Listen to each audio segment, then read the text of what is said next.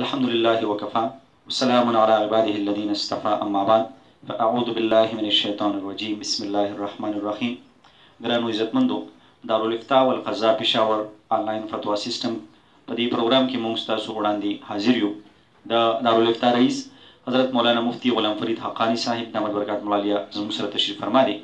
ستاسو کم مسلې چې هغه ملګرو رالیږلي دي انشاءالله په ننني پروګرام کې به تاسو ته ستاسو د سوالاتو تسلي بخش جوابات حضرت مفتی صاحب انشاءالله بیانوي. زما ملګرو دا زموږ کوم ویډیو تاسو ته ملاویږي نو کوشش کوئ د ثواب په نیت باندې، ځکه چې دا تاسو شیر کوئ نو هم به تاسو ته ثواب ملاویږي، ستاسو دپاره صدقې جاریه ده. نو زیات نه زیات څومره چې تاسو وس وي او کوشش وي نو کوشش کوئ زموږ ویډیوګانې شیر کوئ. دغسې څه تاثرات تاسو لرئ زموږ د پروګرام حوالې سره، د سوالات جوابات حوالې سره، نو خپل رای د کمنټ په ذریعه موږ ته هغه هم رالیږئ. انشاءالله موږ به رایګانې نشر کوو. مفتی صاحب د کرک نه ملک میر اسلام صاحب هغې پوښتنه کړې ده او هغې نه مخکې هغې سوال سلامونه هم رالیږلي دي، ما ته هم سلام کړی، تاسو ته هم سلام کړی.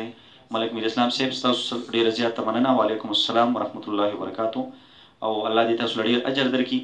دوی پوښتنې کړي دي یو دوه. اولنۍ پوښتنه دا ده چې بعضې خلک وایي جومات کې کله لمونځ کېږي نو تبلیغي حضرات هغې فضایل عمل تعلیم کوي، نو دلته خلک په مانځه ولاړي هلته کې تعلیم شروع شي، دوی وایي چې دغه مانځه په وخت کې تعلیم کول دا څنګه دي؟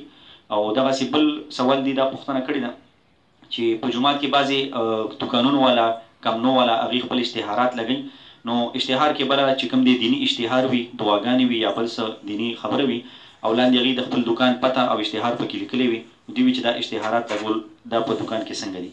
او دغسې قاضي نایت الله صاحب د تیران هغوی هم پوښتنه کړې ده، هغوی وایي چې بعضې جوماتونه په روډونو باندې د جومات جوړولو دپاره چاندې غواړي، دوی وایي چې د جومات دپاره په روډونو چاندې غوښتل دا څنګه دي؟ بسم الله الرحمن الرحیم. رب اشرح لي صدري ويسر لي امري واحلل عقدة من لساني يفقهوا قولي. اول سوال د ملک میر اسلام صاحب په لمانځه دوران کې چې لمونځګزاري سنت کوي یا فرض کوي یا نفل کوي نو دې سره نږدې تبلیغي وروڼو له پکار دي چې دې سره د نږدې تعلیم نه کوي. جومات کې چې دننه په حال کې لمنځونه کېږي، بهر په برامدا کې دې دوی تعلیم کوي. هغه کسان چې لمنځونه کوي هغه دې قطعا ډسټرب کوي نه، ځکه لمونځ فرض دی او دغه تعلیم کول چې دی د دې حیثیت یا سنت دی، خو لمانځه په ټیم کې په اوچت اواز سره ذکر یا تلاوت کول هم جایز نه دي چې خلکو لمونځ ورسره خرابېږي، اوچت اواز سره خبرې کول نه دي پکار. دویم سوال له دوی دا دی چې په جوماتونو کې چې کم خلکو دعاګانې لګولي په اشتهاراتو پوسټرو کې، خو لاندې ورپسې لاندې د خپل دوکان اشتهار لګولی، نو دغه پوسټرې په جوماتونو کې لګول جایز نه دي. په جوماتونو کې مال تجارت کې خودل جایز نه دي، د تجارت خبرې کول جایز نه دي. نو دارنګه اشتهار چې هغه مستقل لګېدلی صرف په دې بنا باندې چې دې کې ما کلمه ولیکله، شپږ کلمې مې پکې ولیکلې یا مې پکې د تراو ولا دعا ولیکله او بیا په دې وجه دا به خلک جومات کې لګي او لاندې به زما دوکان پته یې ورسره چې د پلنکي دوکان کې دغه څیزونه په ارزان قیمت باندې والی، نو دغه اشتهارونه جوړول هم جایز نه دي، په جوماتونو کې لګول هم جایز نه دي چې چېرته تاسو له میلاو شي جوماتونو نه یې اخوا کوئ. بل سوال دې سره قاضي عنایت الله صاحب کړی دی، ډېر اهم سوال دی.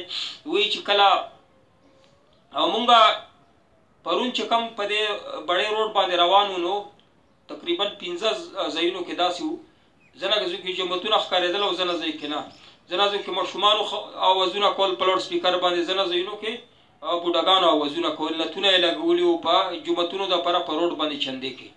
دغه طریقه کار چې کوم د چندو ده دا په مسلمانانو کې نه و، د اوس راوتی. جومات په چې کله نبي علیه صلات وسلام چې کله جومات جوړاو مسجد نبوي نو په څومره وس یې دومره پیسې پرې ولګولې، په باران کې به هغه مسجد نبوي راساسېدو، د کجورو پاڼو نه یې جوړ کړی و، راساسېدو به فرش یې نه و، خو بهر صورت لمونځ پکې ادا کېدو، لمنځونو انوارات پکې ډېر وو، جوماتونه کشا وو. اوس خلک پخه جوماتونه ته څه له جوړوي؟ جومات کې 15 وخته لمونځ کوي، دومره پورې جومات جوړ کړه چې څومره د وس رسي. کچا جومات جوړ کړه، کچا جومات کې خو ډېر ثواب دی د لمنځونو، نو پکې خشوع او خضوع پکې زیاته وي. بهر صورت څوک چې جومات جوړوي، جومات خو یو د کمرې برابر قیمت یې دی. یو لکه یو کمره چې جوړه هر یو سړی خپل زوی ته بیله بیله کمره جوړوي او جومات لپاره بیا چندې شروع کړي. په جوماتونو به ماشومان هم خرابوي، ماشومانو بچپن نه دغه واچوه روپۍ واچوه الله رضا لپاره او دغه ښه بیان نه کوي. نو دا طریقه کار ښه نه دی.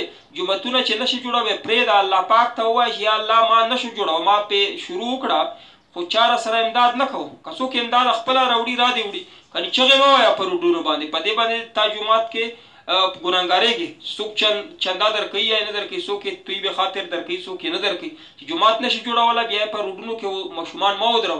دا طریقه کار غلط دی. چې څومره د بړې په روډ باندې چې ځې نو هر ځای کې دغه کسانو دا کار شروع کړی دی او کم روډ باندې چې ځې خلک راوتي وایي جومات ته چندا واچوه.